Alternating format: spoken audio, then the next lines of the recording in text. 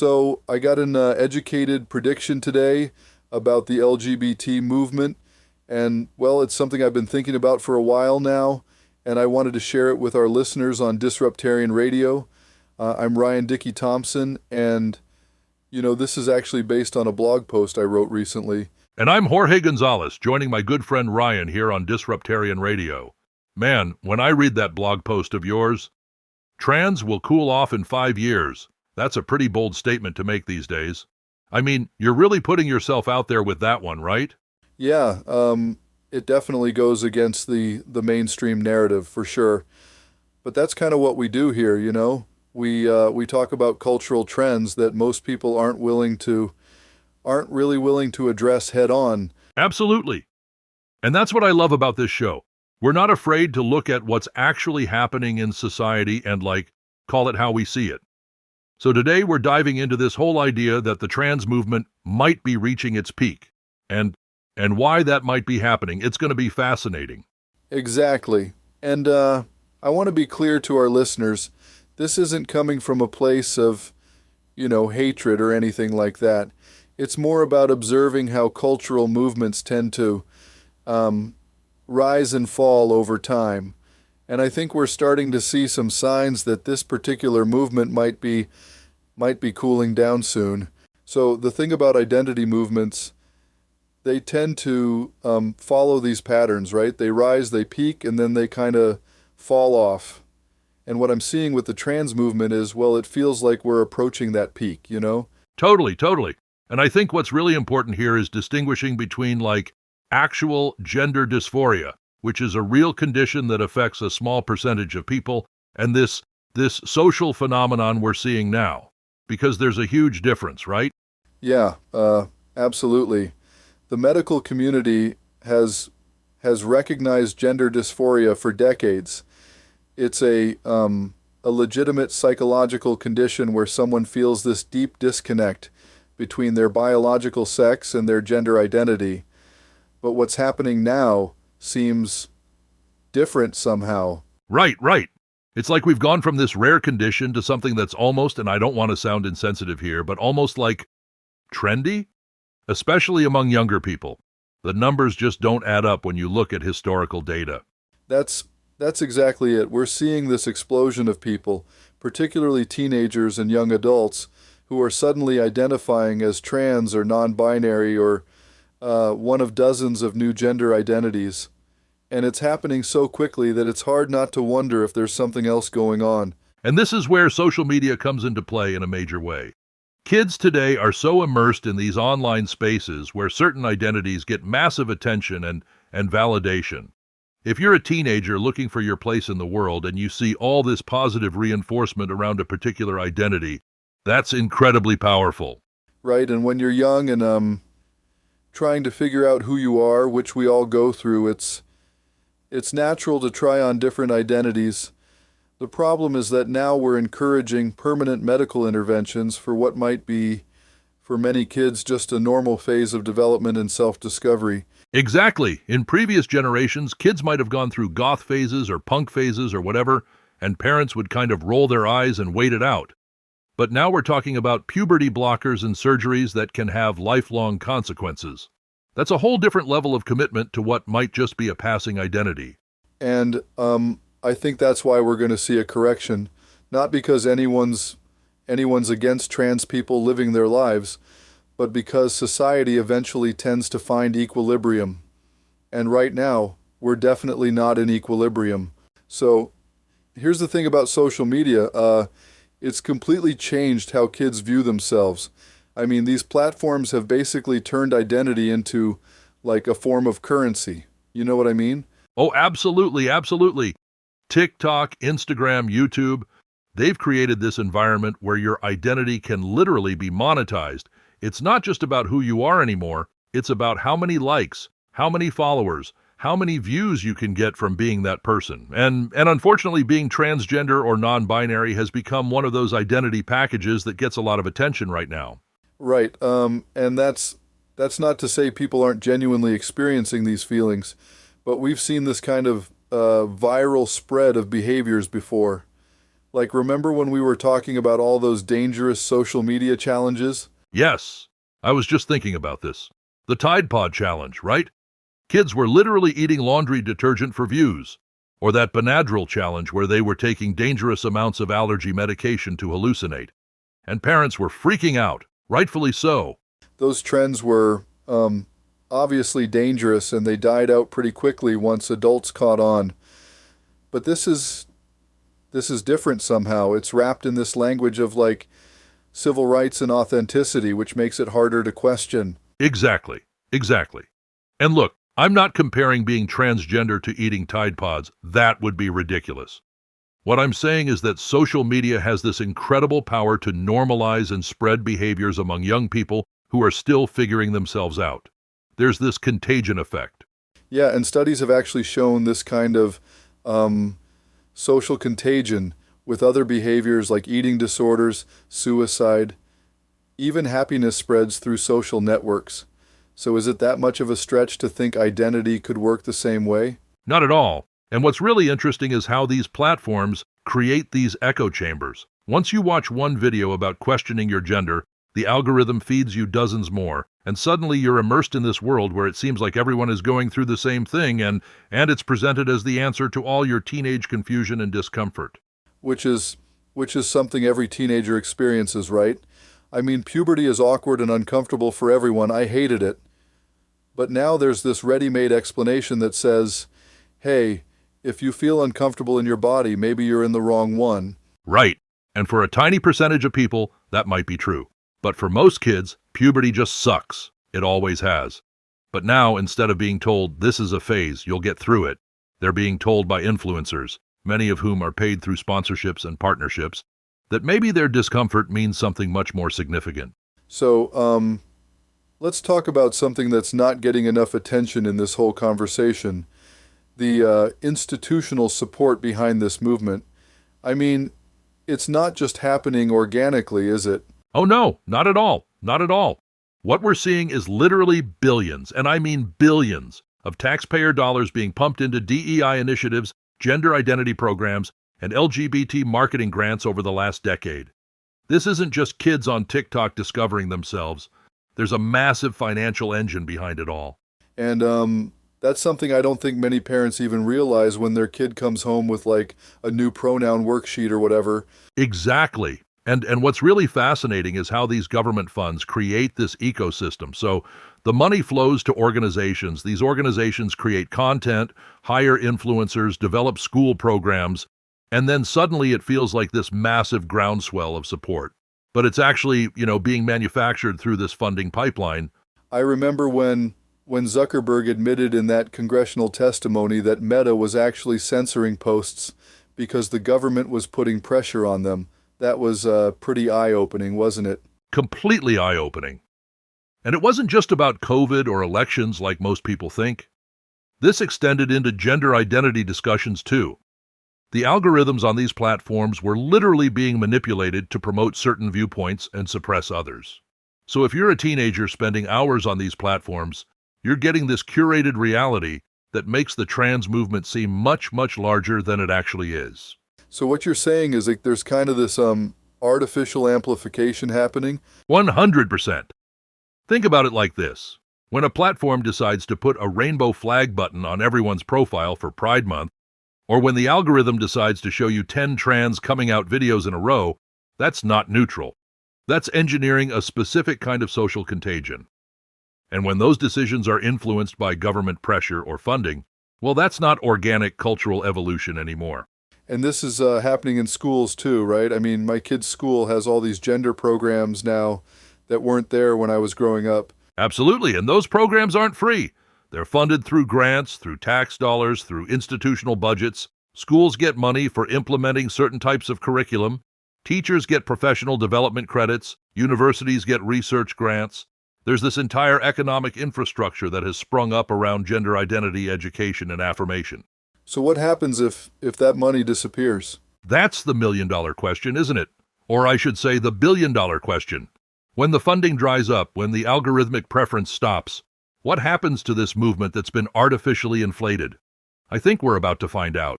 So with all these changes in the political landscape, especially with Trump coming back, what do you think is going to happen to all this funding for gender identity programs? Oh man, that's a huge question. What I see coming is basically a financial guillotine. The Trump administration, the remastered version, as I like to call it, is absolutely poised to just pull the plug on so much federal funding that's been propping up this accelerated gender movement. Like they're coming in with a vengeance and a red pen, you know what I mean? And what does that actually look like in practice when that money stops flowing? It looks like, well, a complete ecosystem collapse. Suddenly you don't have DEI bureaucracies hiring TikTok influencers to make videos about pronouns while cashing government checks. You don't have schools getting grants for implementing gender-fluid curriculum. All those consultants, all those workshops, all those programs, they need money to exist, right? And when the money dries up, so does the clout. I hadn't really thought about it that way. So there's like this whole industry that's developed around this. Exactly. It's become this massive, massive industry. And here's the thing that people don't realize. Social movements don't just run on passion. They run on funding. Look at any major social shift in history, and there's always money behind it. And this trans movement explosion, it's been fueled by an unprecedented level of institutional financial support. So what happens to all the people who've been making careers out of this? All the consultants and speakers and program directors? They pivot. They absolutely pivot. These are professional activists and influencers we're talking about. The minute the funding priorities shift, they'll be jumping on the next bandwagon faster than you can say intersectionality. And that's not cynical. That's just how the influence economy works. People follow the money. The careers built around gender activism will evaporate or transform when the financial incentives change. Do you think this is already starting to happen? Or is this still something we're going to see in the future? I think we're seeing the very beginning stages already. Corporate America is quietly pulling back on some of the more extreme DEI initiatives. Grant priorities are shifting. Schools are facing more parental pushback. But the real change, the dramatic shift, that happens when the federal funding spigot gets turned off. And that's coming. That's absolutely coming with these political changes. And that would explain why these movements seem to align so perfectly with whoever's in power. Bingo! You've hit the nail on the head, Dickie. It's not a coincidence that certain social movements explode during certain administrations and then fade during others. The hand that holds the purse strings shapes the cultural conversation. And when government money stops amplifying a particular identity movement, we'll see just how organic it really was to begin with.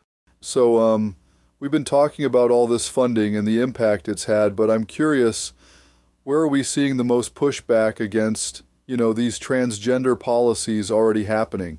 Oh, it's happening all over the place, like in real time. The most visible and probably the most heated is definitely in women's sports. I mean, we're seeing even the most apolitical suburban moms just absolutely throwing down over biological men in girls' locker rooms and on women's teams. It's like this line in the sand that people who never cared about politics before are suddenly willing to fight about. That's true. I've definitely noticed that conversation getting more intense lately. Intense is an understatement. And it's not just sports. Look at the military. Recruitment numbers are absolutely plummeting right now. And all this focus on pronouns and gender identity policies, it's not helping, right? The military has always been this institution focused on, combat readiness and unit cohesion, and suddenly they're being pushed to prioritize these other concerns that many service members feel are totally disconnected from their core mission. What about in regular workplaces? Are people pushing back there too? Oh my God, yes! This is actually fascinating to watch. Employees they're starting to resist all these mandatory HR sessions, what I call re-education camps, disguised as DEI training. People are just exhausted, They're tired of walking on eggshells. They're tired of being told they need to announce their pronouns in every meeting. And companies are noticing that all this stuff is it's hurting productivity and morale in a lot of cases. And what about on social media? That's where a lot of this started, right? Absolutely. And this is where things get really interesting. So, Elon Musk's Twitter, or X now, they're just not playing ball anymore. They've stripped away all those legacy censorship protocols, and suddenly all these counter-narratives are finally seeing the light of day. And it turns out that when people aren't being shadow banned for questioning certain narratives, the whole trans trend loses some of its luster in open debate. So you're saying that when the conversation isn't being controlled, different viewpoints emerge. Exactly. And it's not about hate or bigotry or any of that stuff. It's about finally having honest conversations. When Mark Zuckerberg admitted in that congressional testimony that Meta was censoring posts under pressure from the government, that should have been this massive wake-up call. That wasn't just about COVID or elections. It extended into gender identity and all these cultural flashpoints, too. Do you think these platforms will continue to open up more to different perspectives? I think they have to. The cat's out of the bag now. People know they were being manipulated, and they're demanding more transparency.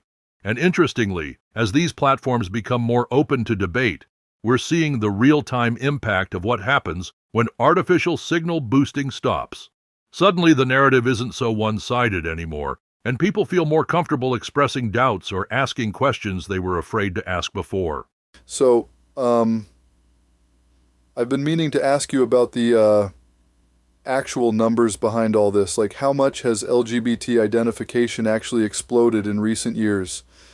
Do we have any solid data on this? Oh, we absolutely do. And the numbers are staggering. So look at the Gallup data from just a few years back. The entire LGBT population was hovering around 4.5%, right? And the T group, that was barely scraping 0.6% of the population. These numbers had been relatively stable for years and years. And that's changed dramatically with Gen Z? It's like night and day. Suddenly, boom, Generation Z exploded with over 20% identifying as something under the rainbow umbrella. That's not a small increase. That's a massive, unprecedented social shift happening in just one generation. And when you look at these numbers, you really have to ask yourself, are we witnessing the biggest collective coming out event in human history? Or are we seeing the effects of cultural influence, peer pressure, and, algorithmic manipulation? 20% that's a huge jump. Do you think those numbers represent genuine identity discovery, or is something else going on? I think we're looking at a perfect storm of factors. Some of it is definitely genuine. Society has become more accepting, so people feel safer coming out. But there's just no way all of this is organic. When you get numbers shifting that dramatically, that quickly, something else is at play. What factors do you think are driving it? Social contagion is a big one. We know from psychological research that identity formation in adolescence is heavily influenced by peers. Then add in social media algorithms that reward certain identity declarations with likes, followers, attention. It creates this powerful feedback loop. And then you've got schools, entertainment, corporate marketing, all reinforcing the message that exploring different gender identities is not just acceptable, but almost expected now. I've heard some people compare it to other social phenomena, like the sudden rise in certain psychological diagnoses we've seen over the years. Exactly. Remember the explosion of ADHD diagnoses in the 90s? Or the sudden spike in multiple personality disorder cases after Sybil became popular? When certain conditions become part of the cultural conversation, we consistently see diagnostic rates skyrocket. It doesn't mean the conditions aren't real. They absolutely are for some people. But the prevalence gets massively distorted by social factors. So what do these numbers tell us about the future of this trend? If history is any guide, and if we remove the institutional force-feeding that's propping all this up, we'll likely see a regression to the mean.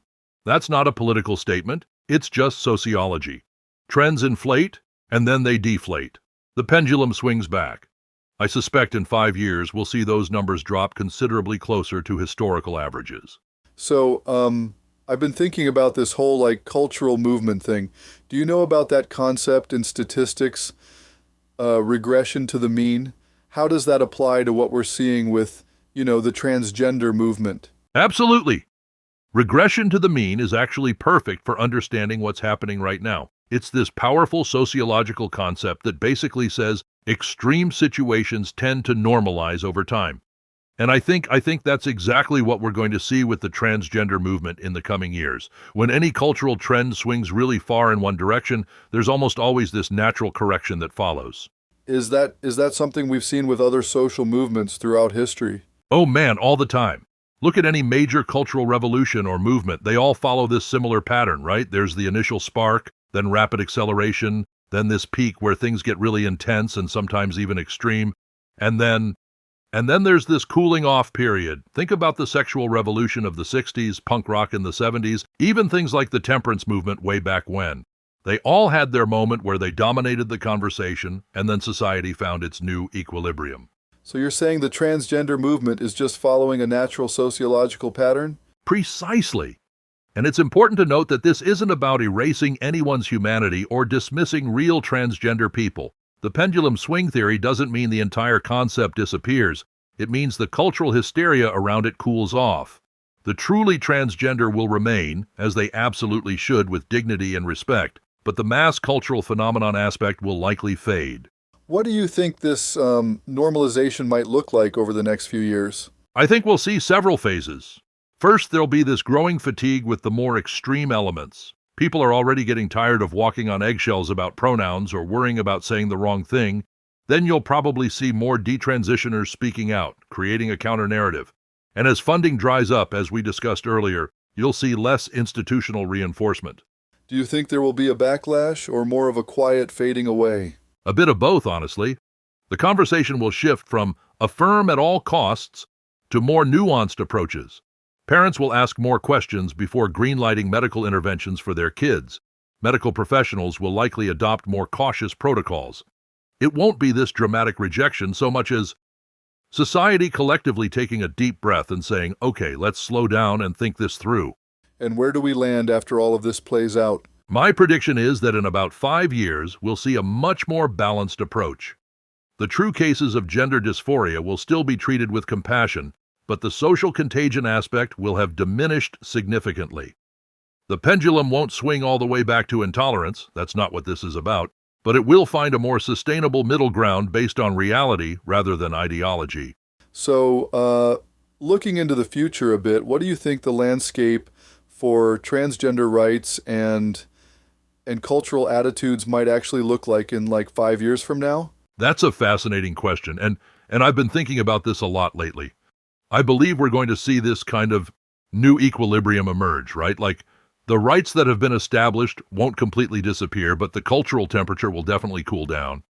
What I think we'll see is a more nuanced approach to transgender issues rather than this all-or-nothing mentality we have today.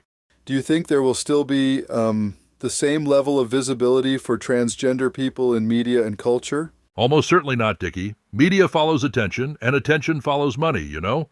Once the algorithmic boosting stops and the government funding dries up, that hypervisibility will naturally decline. We'll probably still have transgender characters in shows and movies, but they'll be proportionate to actual population numbers, like closer to that 0.6% we talked about earlier, rather than appearing in every single production. What about in schools and education? That's been such a battleground. Schools are going to be really interesting to watch, man. I predict we'll see a major shift away from the current model of immediate affirmation. Parents are already organizing and pushing back, and I think more schools will adopt policies that require parental notification if a child expresses gender confusion. The pendulum is already swinging toward more parental rights in this area. And medical approaches? That seems like an area where there's already some reconsideration happening. Absolutely.